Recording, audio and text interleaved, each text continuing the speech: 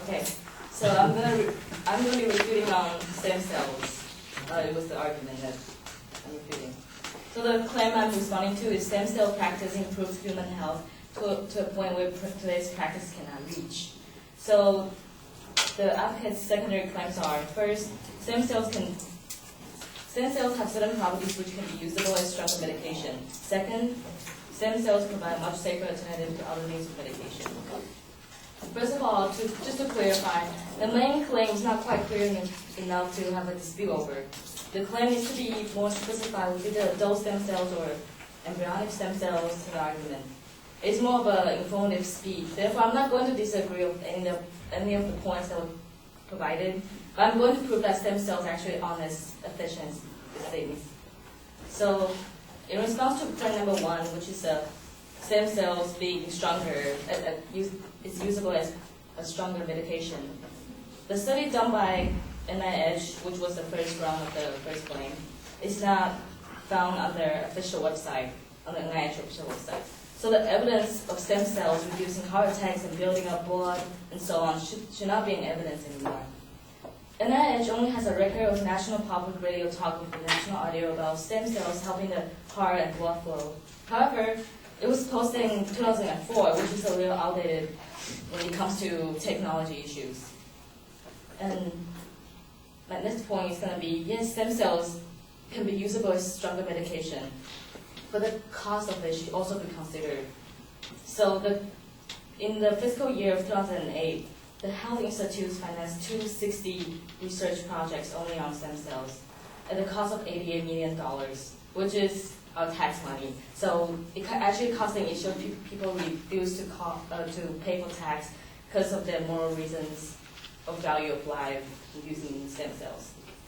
In response to the third ground of the stem cells can become all kinds of different tissues of the body, and they have a whole life's worth of cell divisions available to them.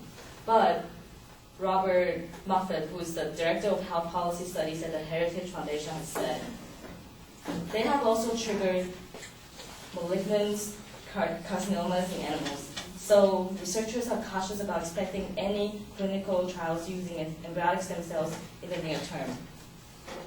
In response to claim number two, which is about stem cells providing a safer alternative to other means of medication, the study of the health policy study has stated, no currently approved treatments have been obtained using embryonic stem cells.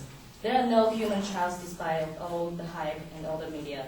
After 20 years of research, embryonic stem cells haven't been used to treat people because the cells are unproven and unsafe. They tend to produce tumors, cause transplant rejection, and form the wrong kinds of cells.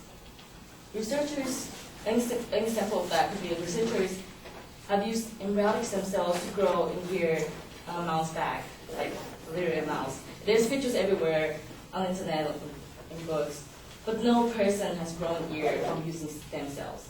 So they have tested embryonic stem cells on wild animals, but no human has been tested of using stem cells.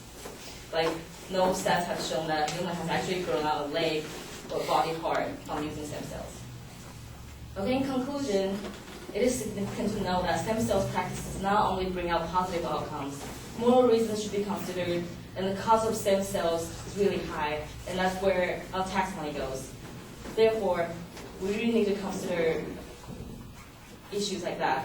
And there's still a risk of using stem cells, because there hasn't been many cases of humans actually using stem cells. So all those factors bring us to the conclusion of stem cells actually bring out negative outcomes also.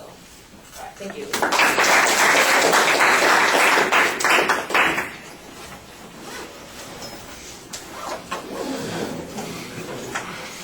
All right, I appreciated the argument on the ambiguity about what the claim was. I think you could explain it in a little bit more detail, but you have a good general response suggesting, that there's a counter argument because there are alternatives that are available or there are problems with the approaches that are being used.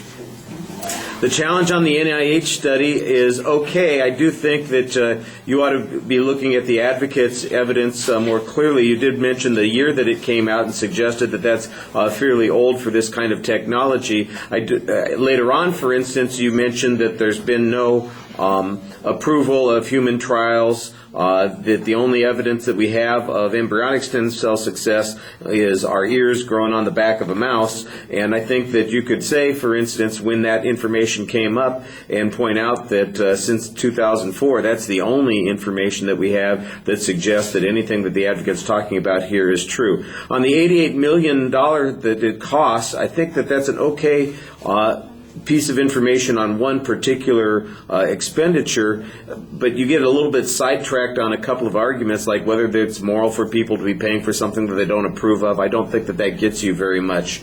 I do think that you've got a better argument when you say that there are problems with the application of stem cells to humans, that there are continuing complications, and I think that that works a little bit better in your favor. It ends up being a lot clearer argument for you.